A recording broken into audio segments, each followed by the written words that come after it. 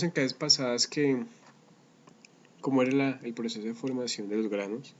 En cada uno de los granos les comentaba que teníamos una organización atómica, que lo que variaba una respecto a otro grano pues era la orientación y se producían como tal las imperfecciones que más adelante vamos a ver. Dentro de cada uno de los granos pues vamos a tener una organización determinada, sabiendo que lo que vamos a trabajar nosotros son los materiales metálicos, ¿sí? Veíamos también que de esa organización atómica pues depende el comportamiento del material, ¿sí? Decíamos que encontrábamos la distancia de equilibrio, que a partir de esa distancia de equilibrio como tal teníamos una energía de enlace y a partir de esa energía de enlace me estaba diciendo qué tan fácil era separar los átomos de una posición de equilibrio que se me representaba lo que era el módulo de elasticidad. Adicional a eso pues vamos a ver que esas principales propiedades de los materiales van a depender de la organización, de cómo están organizados los átomos dentro de cada una de las estructuras internas de los granos, ¿sí? Entonces, cuando estamos hablando de la estructura o la organización atómica en los metales, vamos a hablar de una estructura ordenada, ¿sí? En donde tenemos una disposición tridimensional igual en todo el elemento, que eso es lo que nosotros definíamos anteriormente como un material cristalino. Los que nosotros vamos a analizar inicialmente en este caso pues van a ser los metales, que presentan una estructura metálica organizada. Pero miremos que tenemos tres tipos de organización o tipos de arreglos atómicos, tres tipos o tres niveles. En los sin orden, entonces recordemos que los sin orden son los que ya hemos visto anteriormente, en los cuales observamos que la configuración de capa cerrada en el estado basal es completa, quiere decir que no va a buscar ningún elemento para enlazarse y tener su configuración electrónica estable, como sería el caso de los gases, ¿sí? Sería el nivel sin orden.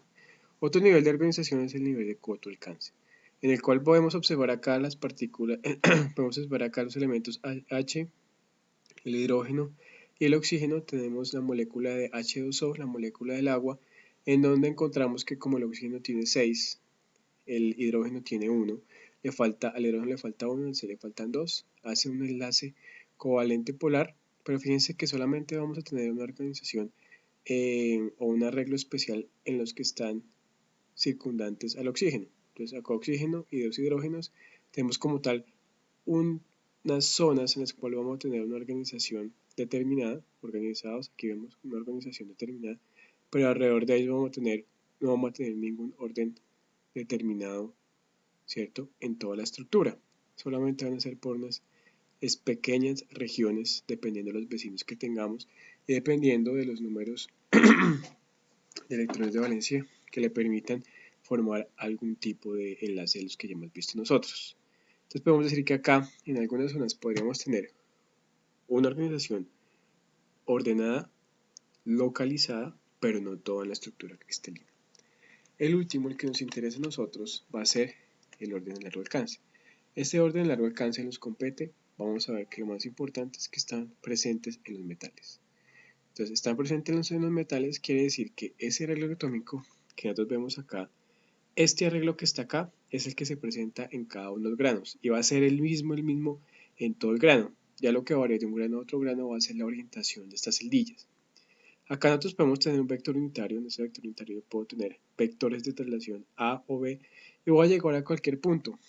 Y a partir de ese punto yo voy a encontrar las mismas dimensiones, los mismos ángulos entre los átomos. Ya más adelante vamos a observar un poco cada una de las estructuras para que quede más claro.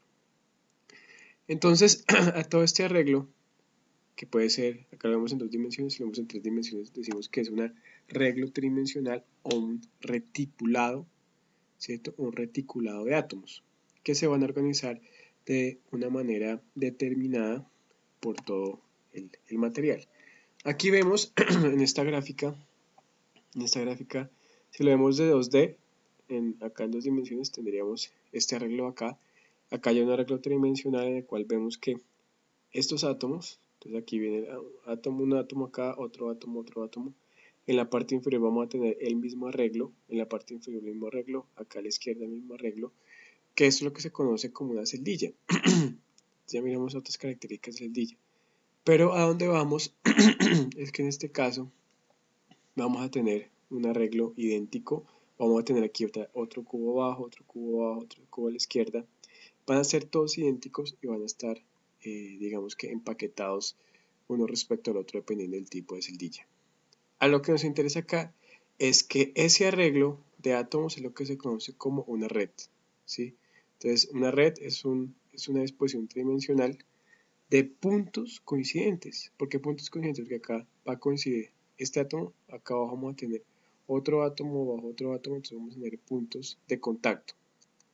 Entonces, lo más importante acá es definir o tener en cuenta, bueno, tenemos diferentes redes, vamos a tener diferentes arreglos. ¿Y de qué me diferencia un arreglo de otro arreglo? Me va a diferenciar en su tamaño y en la forma. Vamos a ver que todas estas estructuras o toda esta organización que tenemos acá van a diferir en cuanto a las distancias entre los átomos y en cuanto a los ángulos que vamos a tener. Por ejemplo, acá vamos a tener aquí vemos que es un ángulo de 90, que un ángulo de 90, que un ángulo de 90. Pero no en todas las redes se va a cumplir eso. Vamos a tener diferentes ángulos en cada una de ellas. Entonces fíjense que a mí lo que me interesa en todas las celdas o todas las organizaciones atómicas que tengamos nosotros es identificar tamaño, forma y organización atómica. Estas tres, sin más preámbulos, son las que vamos a trabajar en los metales, ¿sí? La cúbica centrada en el cuerpo, cúbica centrada en las caras y la hexagonal compacta. Entonces acá tenemos nuestros átomos que pueden tener pues el enlace metálico, pero lo que está difiriendo con este va a ser la organización o la disposición de los átomos en esa estructura, ¿sí? O en ese parámetro reticular en el cual solidifican todos los metales, ¿correcto? Entonces, fíjense que todos esos cubos que veíamos anteriormente, lo que se encuentra como una celda unitaria, que esa celda unitaria lo que me va a definir es el patrón repetitivo y asimismo me va a definir los puntos de red. Que esos puntos de red, como se pueden observar acá, son los puntos de contacto en cada uno de los cubos. Esos cubos, fíjense que le estamos llamando una celda unitaria. Entonces, por eso que anteriormente les decía que para describir como tal cualquier punto en el retículo tridimensional o bidimensional lo puedo hacer a través de un vector unitario, ¿sí? Esta celdilla unitaria que está acá se conoce como la unidad estructural y va a definir la estructura cristalina mediante la geometría y la posición de los átomos. Lo más importante es geometría y posición de los átomos. Así que vamos a definir nosotros geometría y posición de los átomos. Entonces, en geometría vamos a observar los parámetros reticulares o parámetros de red y posición de los átomos, como lo vimos anterior, que es centrada en el cuerpo, en las caras y hexagonal compacta. Fíjense que acá nosotros tenemos una celilla cualquiera.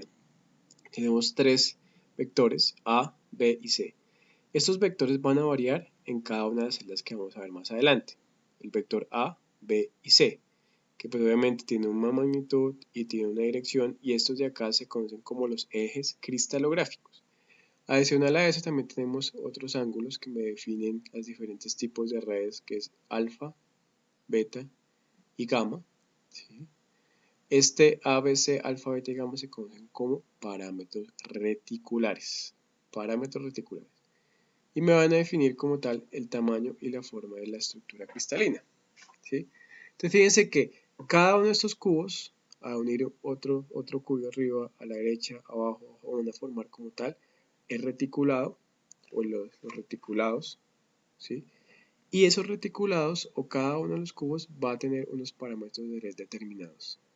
Acá podemos observar que este vector P, yo me puedo ver aquí una distancia acá, me puedo meter aquí otra distancia, acá llego a este átomo, subo y llego a este átomo, y a partir de este átomo puedo trazar otra vez la misma celda unitaria y va a tener más características de esa celda donde inicié. Entonces fíjense que va a ser un patrón repetitivo, de que depende que esté inclinado o que no esté inclinado, depende de los parámetros reticulares que vamos a ver ahorita. ¿Correcto? En total nosotros podemos encontrar 14 redes de Bravais.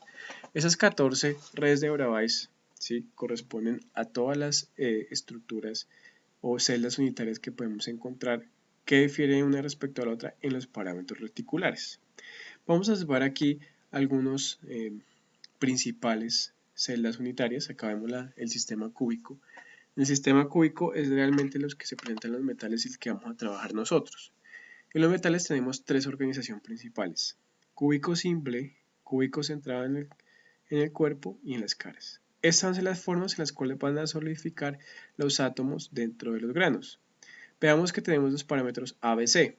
Lo vimos anteriormente cuáles eran. Y los parámetros alfa, beta y gamma. Vemos que los parámetros sería A, podemos decir que la distancia entre este átomo y este átomo es A, esta distancia entre este átomo y este átomo es B, y la altura es C. Todos van a ser iguales y los ángulos entre cada una de las caras van a ser iguales, que es que aquí hay 90, acá hay 90 y aquí van a haber 90 grados, ¿cierto? Entonces, tres ejes iguales en ángulos rectos. Son las tres que vamos a estudiar nosotros.